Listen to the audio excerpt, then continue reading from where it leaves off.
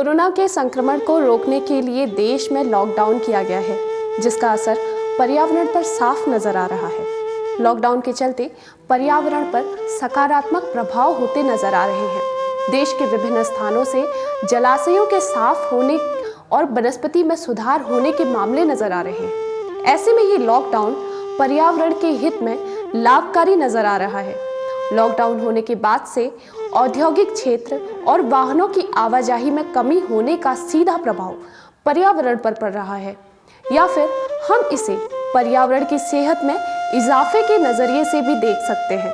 इन्हीं मुद्दों पर खास बातचीत के साथ ही अपनी बागवानी का भ्रमण करा रहे हैं बागेश्वर के किशन मल्लड़ा, जिन्हें हम प्रकृति प्रेमी के रूप में भी जानते हैं। देवकी लघु वाटिका के नाम से मशहूर इनकी वाटिका लगभग 5000 छोटे बड़े वृक्षों का बाग है, जिसमें लोकार्ड, सिलंग, मणिपुरी बाज, रुद्राक्ष, तिमूर, बरगद, पीपल, भोजपत्र, सहतूत जैसे वृक्ष हैं, जिनका वायुमंडल को शुद्ध करने के साथ ही औषधीय महत्व भी है। किशन मल्लड़ा का कहना है कि उनके द्वारा बाग में रेशम बनाने के लिए मूंगा रेशम की प्रजाति के लिए कई वृक्ष लगाए गए हैं।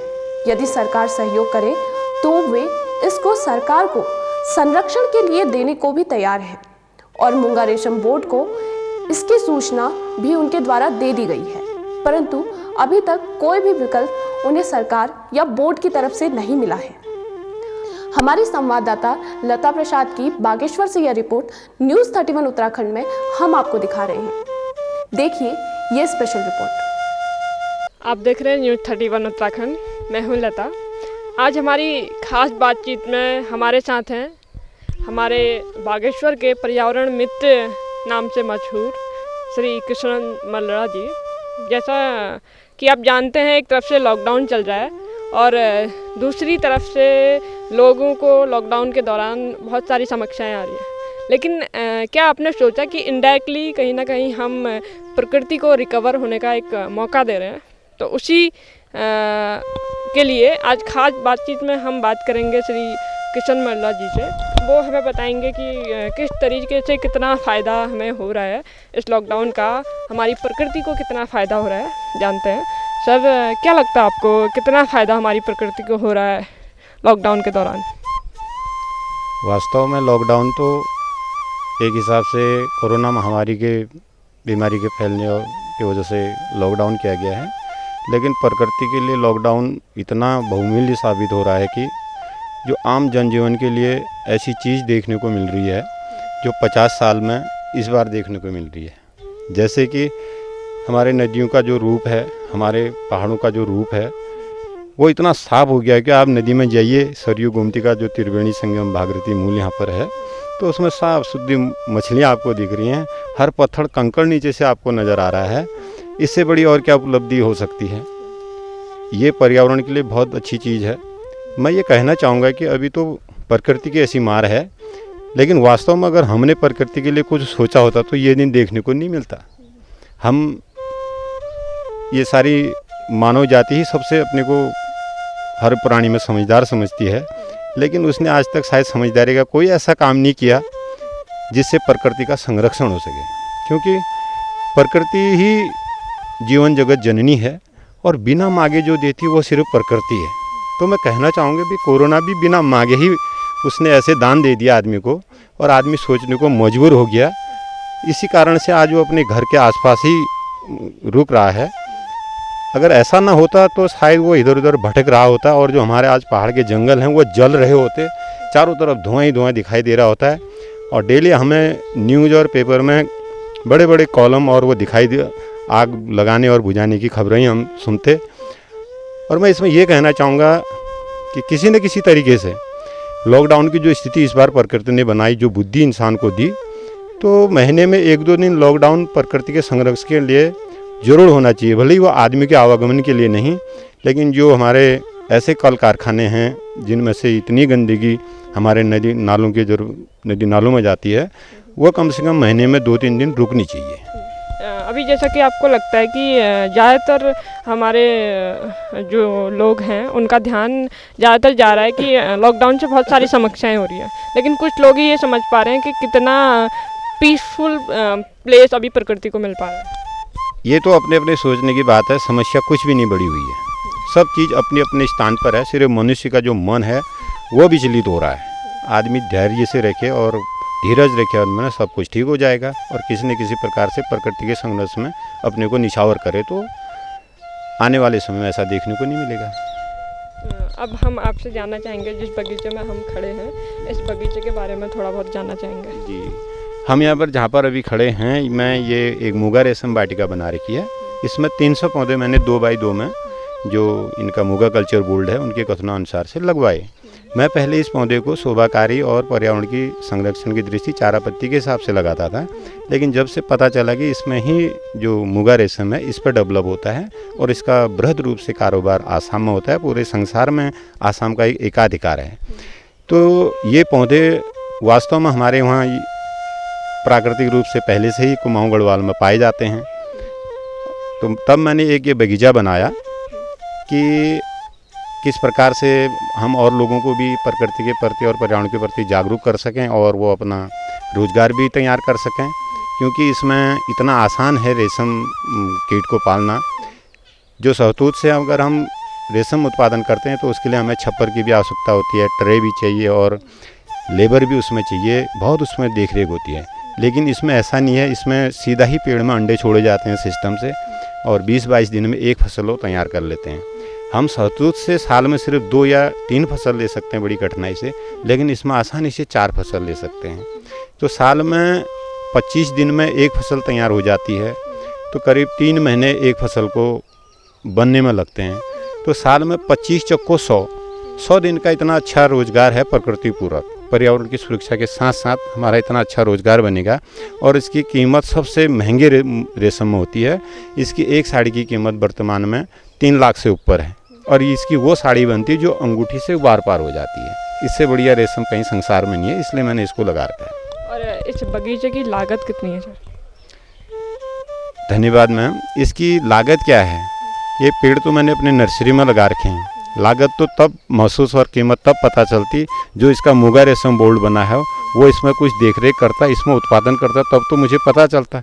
अब मेरे लिए तो ये जंगल बन गया है, घर से भी डांट पड़ रही कि आपने खेत खराब कर दिए, लेकिन मेरा ये था मानना था कि अगर मैं इसको कर पाऊँ और इसमें विभाग मदद करे, सरकार मदद करे, तो जो हमारे आसपास के पड़ोसी हैं, गाँव वाले हैं, बेरोजगार लड़के हैं, वो इसको अपनाएं। और मैं फॉरेस्ट से भी कहना चाहूँगा कि जो चीड़ के जंगल हैं बार बार उनसे बहुत नुकसान होता है, वो खाली अपने लीसे के चक्कर में न रहें।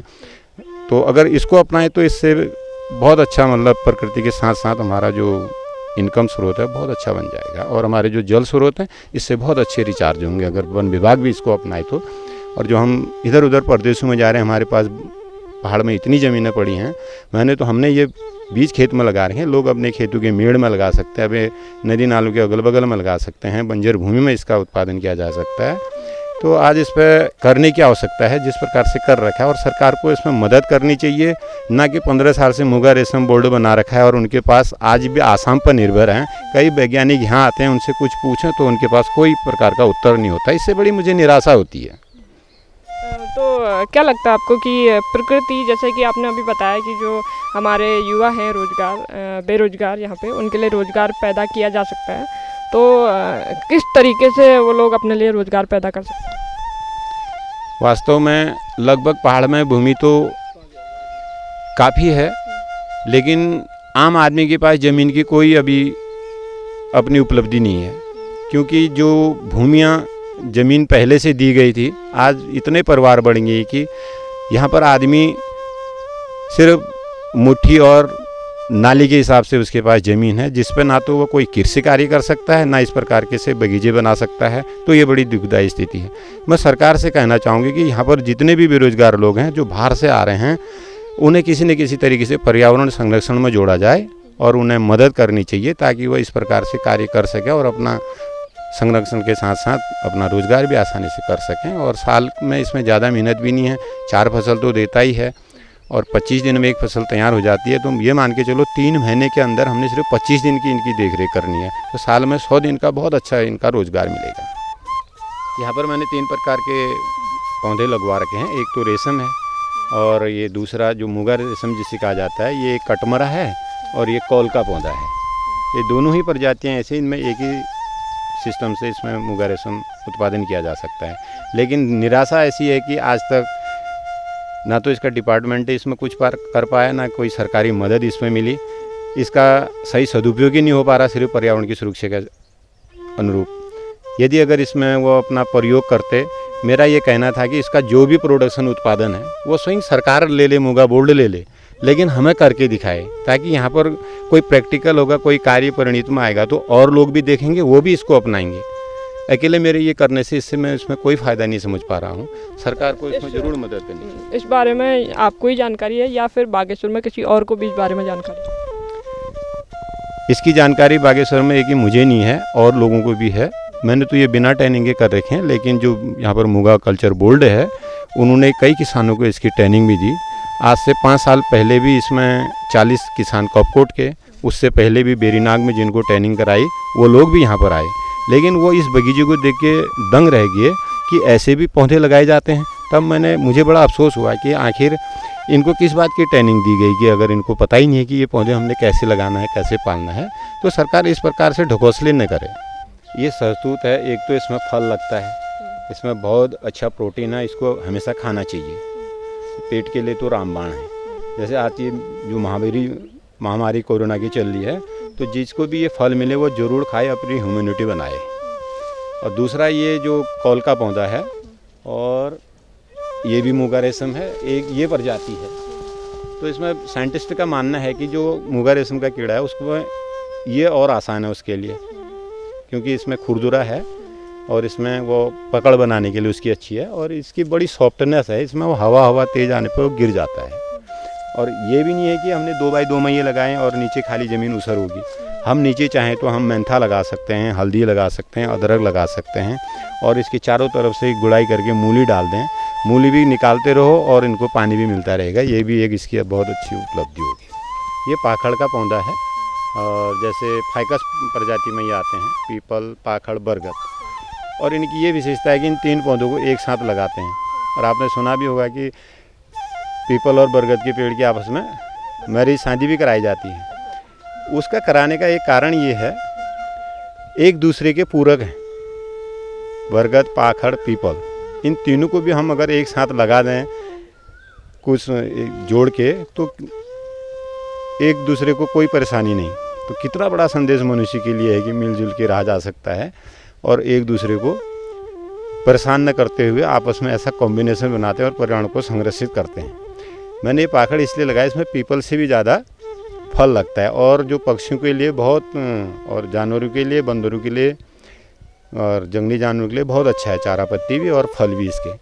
तो कॉम्बिनेशन कितना प्रकृति और मानव के आपस में होना चाहिए? जैसे एक हमारा संबंध तो प्रकृति के साथ ऐसा होना चाहिए जैसे अपने माँ बाप के साथ होता है। वास्तव में हम कहते हैं कि कोई भी प्राणी, उसमें मनुष्य, कभी भी अपने माता पिता गुरु के ऋण से ऋणी नहीं हो सकता। वास्तव में नहीं हो सकता है, लेकिन इतना तो मनुष्य जरूर सोचे कि वो वास्तव में ऋणी किसका है। हम असल में, हमारे माँ बाप भी, पूरे दादा दादी या पूरी मानव जनरेशन सबसे पहले प्रकृति की ऋणी है, क्योंकि जन्मदात्री सबसे पहले प्रकृति है। तो किसी न किसी रूप से प्रकृति का संरक्षण कर लिया जाए तो ये बहुत बढ़िया मानव जीवन में रहेगा, और अपनी माँ से इसको कम दर्जा नहीं देना चाहिए। अगर जिस प्रकार से हम ज़रा सी ऊंची आवाज़ में बोलने में ये सोचते हैं कि हमारे माता पिता जी हमसे नाराज़ हो गए, गुरु जी नाराज़ हो गए, भाई बहन नाराज़ हो गए, तो सेम ये प्रकृति भी वास्तव में ये भी बात सुनते हैं, ये भी समझते हैं। तो मैं तो अपने मन की बात करता हूँ कि आप भी कभी कहीं पर पौधा लगाइए, और जब उसके पास आप जाएंगे, मन से पूछेंगे, तो आपको अपनी सारी शिकायत बता देगा, जिस प्रकार से मुझे बताते हैं। ये चाय के पौधे हैं, और हमारे यहाँ पहाड़ में कोई ऐसी जगह नहीं जहाँ चाय नहीं हो सकती है। हमने तो मंडल सेरा में प्रैक्टिकल के लिए लगा रखे हैं, तो चाय भी हम आराम से कर सकते हैं। और मैं बताऊँगा, चाय हमेशा 2.5 पत्ते की टूटती है इस प्रकार से, तो चाय भी हो सकती है। ये सिलंग के पौधे हैं, तो सिलिंग एक ऐसी प्रजाति है, हम सिर्फ इसके फूलों की खुशबू और के बारे में जानते हैं, और हमारे यहाँ कम से कम कुमाऊँ में ही 25 गांव सीलिंग के नाम से प्रसिद्ध हैं, जैसे जौई सीलिंग ताकुला में, टोटा सीलिंग सुमेश्वर में, धैना सीलिंग धारचूला में, 8 सीलिंग, 7 सीलिंग, तल्ला सीलिंग, मल्ला सीलिंग, कई सीलिंग के नाम से गांव हैं। तो चाइना जैसे देश में सीलिंग के बगीचे बनाए जाते हैं, विशेष हिसाब से इसके जो मार्च अप्रैल में फूल खिलते हैं उसके फूल की तुड़ाई होती है, बहुत विशेष मिठाई इसी की बनती है, स्पेशल वाइन इसकी शराब बनाई जाती है, विशेष जूस इसका बनाया जाता है, जो उनके अच्छे फंक्शन होते हैं उस समय इसी को सेलिब्रेट किया जाता है। तो और सदाबहार वृक्ष है, फूल इसमें जब खिलते हैं तो इसकी महक 3 माइल तक हम महसूस कर सकते हैं। अखरोट तो अपने आप में बहुत महत्वपूर्ण पौधा है, लेकिन इसमें ये विशेषता है मिट्टी के हिसाब से, क्लाइमेट के हिसाब से अखरोट के दाने का साइज और उनका आकार प्रकार, उनकी सॉफ्टनेस तैयार होती है। हमारे क्षेत्र में जितनी गर्मी होगी तो अखरोट उतना टाइट हो जाएगा मिट्टी किस हिसाब से। तो पहाड़ में ऐसी जगह अखरोट के पौधे लगाए जाएं जहाँ ज़रा ठंडी हवा बवा है। पौधे तो हर जगह हो जाते हैं, लेकिन जहाँ जितनी ठंड होगी उतनी इसकी सॉफ्टनेस होगी। फिर अखरोट फल दे ना दे इससे कोई मतलब नहीं। इसकी लकड़ी बहुत मजबूत है, इसकी खाल का उपयोग कर सकते हैं, इसके पत्तों से दातुन हम कर सकते हैं।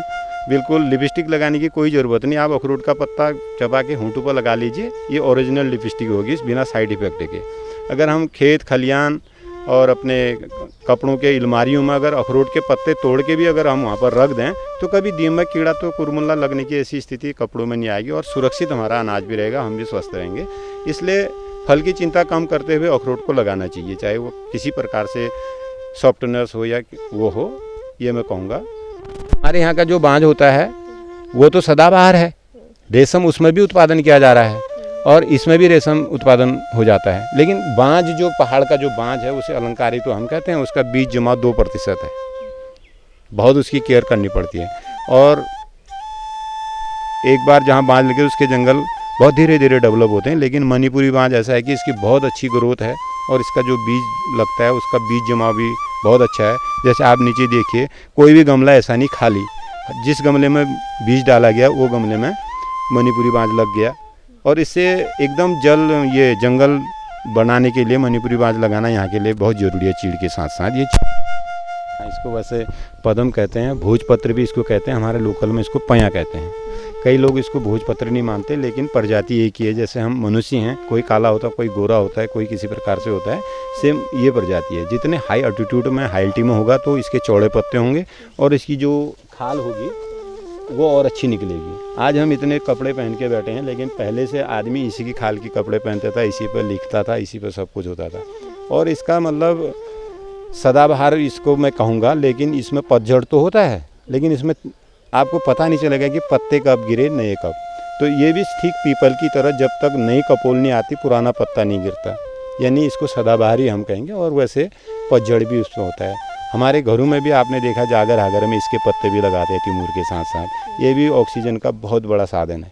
और इसमें जब फूल खिलता है, ऐसे सीजन में फूल खिलते हैं नवंबर दिसंबर में, जब प्रकृति के पास कहीं पर भी फूल नहीं होता है। और मधुमक्खियों के लिए विशेष चारा है, इसके फूलों से विशेष उनका इसमें लगाव है, उनके लिए भोजन बनता है और बहुत अच्छा चारा पत्ती साल भर मिलते रहता है। और जो उस पीरियड का जो कार्तिक के महीने का जो शहद होता है उसको अमृत भी कहा जाता है। की क्या विशेषता है? हाँ, पीले बांस की ये विशेषता है, अक्सर बांस में 30-40 साल में बीज आना शुरू हो जाता है। जहाँ से एक बार बांस फूल गया तो वो सूख जाता है। लेकिन पीला बांस ऐसा है, इसमें 80-90 साल के बाद ही बीज आएगा, तब ये सूखेगा। यानी 90 साल में बीज आ रहा है तो 10 साल सूखने में लगेंगे। तो पर्यावरण सुरक्षा और भूस्खलन की दृष्टि से उसको रोकथाम के लिए इतना अलंकारी है कि एक बार लगा दो 100 साल की उस एरिया की गारंटी है। और इसके लगाने के ये फ़ायदे हैं कि जैसे हमने काट रखे हैं तो गन्ने की तरह भी हम इसको लगा सकते हैं, ये इसका बहुत बड़ा फ़ायदा है। इस तरीके से जो इसको पैक किया गया है, इसका क्या बेनिफिट है? रुद्राक्ष का जो बीज जमाव है वो बिल्कुल एकदम शून्य जैसा है, लेकिन शून्य बिल्कुल नहीं है, इसलिए इसकी ग्राफ्टिंग करके नए पौधे बनाए जाते हैं अक्सर में। तो हमने इसमें माउस घास और एयर टाइट कर रखी तो ये रूट फेंक गया, अब हम इसको कट करेंगे तो ये नया पौधा बन गया। तो रुद्राक्ष जो बीज जमाव से बने हमने वो पौधे भी बना रखे हैं। तो इसमें अंतर इतना आ जाता है, जो ग्राफ्टिंग वाला पौधा है वो बिल्कुल प्लेन होता है, जो बीज से हमने पौधा बना रखा है उसमें हमेशा आँख दिखाई देती है। ये जिस प्रकार से आम के पौधे ग्राफ्टिंग वाला और बीजू आम होता है, उसी प्रकार से ये बीजू है, ये बीजू हो गया, ये ग्राफ्टिंग वाला हो गया। तो इसकी उम्र ज़्यादा होगी और इसकी खूबसूरती भी है। जैसे अभी गर्मी बढ़ेगी जून जुलाई में, इसमें एकदम आँखें जैसी नज़र आती हैं। ये रुद्राक्ष की विशेषता है। इसके फल का उपयोग हमेशा हाथ में रख के आप एक्यूपेंचरिंग करिए तो बिल्कुल आपका ब्लड प्रेशर कंट्रोल हो जाएगा और बहुत आत्मिक शक्ति आपको मिलेगी। हमेशा बताया जाता है और प्रैक्टिकल भी हमने किया कि चंदन अकेले नहीं हो पाता, उसके लिए अगल बगल में दूसरे पौधे भी चाहिए। लेकिन इसकी ये विशेषता है, ये हमेशा दूसरे के संरक्षण में पलता बढ़ता है। लेकिन जब ये स्वयं परिपूर्ण होता है तो इसकी ये खाल जो है ये 3 पार्ट की होती है। ये जब परिपूर्ण होगा तो स्वयं फटेगा, तब इसके अंदर की जो महक है वो बाहर को आएगी। लेकिन जब चंदन चटकता है तो उसके अगल बगल जो पौधे होते हैं उनमें भी महक शुरू हो जाती है और मार्केट में वही चंदन ज़्यादा बिकता है, असली चंदन नहीं मिल पाता।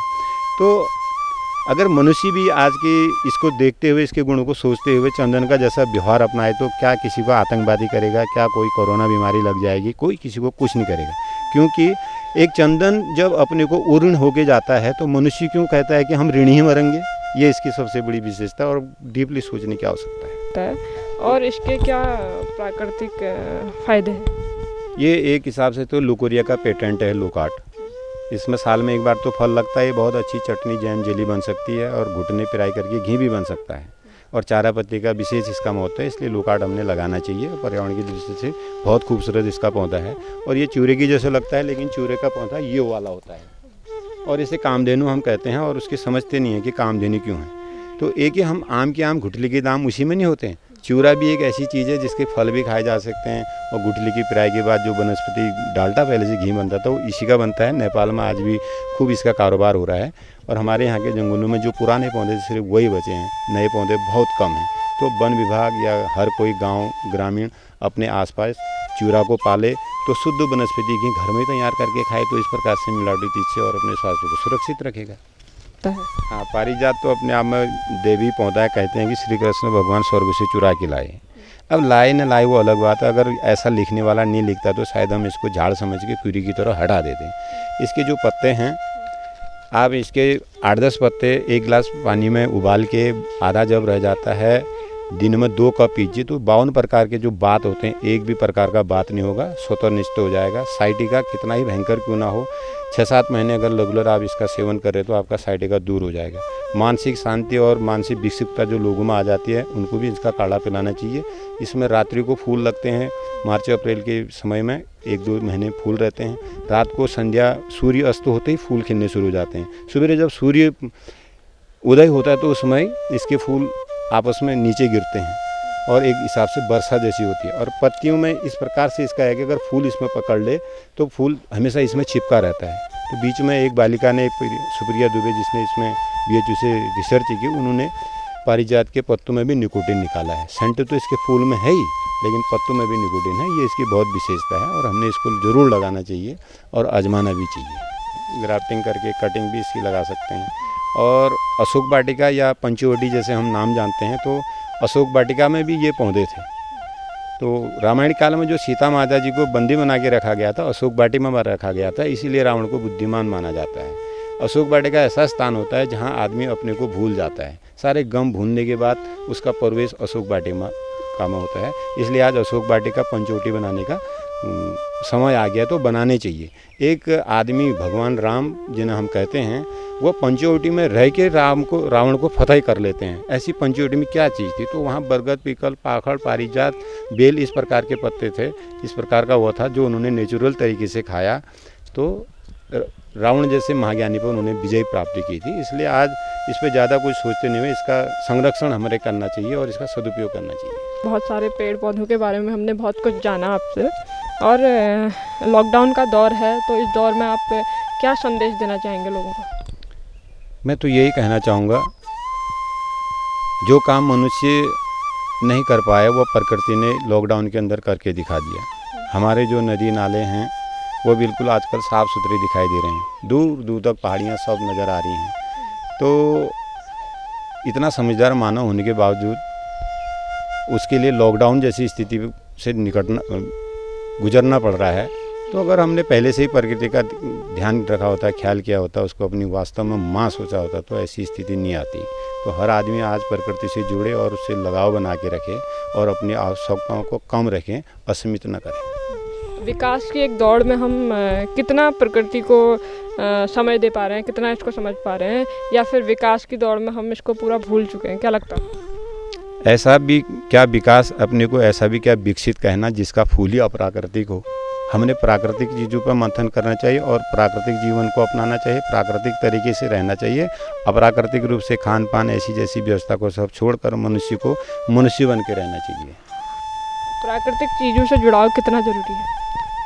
अगर जीवन चाहते हो तो प्राकृतिक जीवन से प्रकृति से जुड़ना नितांत आवश्यकता। अगर इससे हम नहीं जुड़ पाएंगे तो कल्पना भी नहीं कर सकते हैं कि कब प्रकृति ऐसी मार मारेगी जो आजकल हमें दिखाई भी दे रहा है। और प्रकृति में इतना बड़ा बदलाव आ रहा है जो मनुष्य को समझाने के लिए आ रहा है। यदि अब भी नहीं समझेंगे तो वास्तव में ऐसा प्रलय होगा कि बिरला ही यहाँ पर प्रकृति में अपने को बचा पाएगा। थुनेर का पौधा है और ये काफ़ी ठंडी जगह में होता है। ये हमने प्रकृति के लिए लगा रखा है और इसको लगाने का तरीका भी ये है कि इसकी कटिंग भी लग जाती है।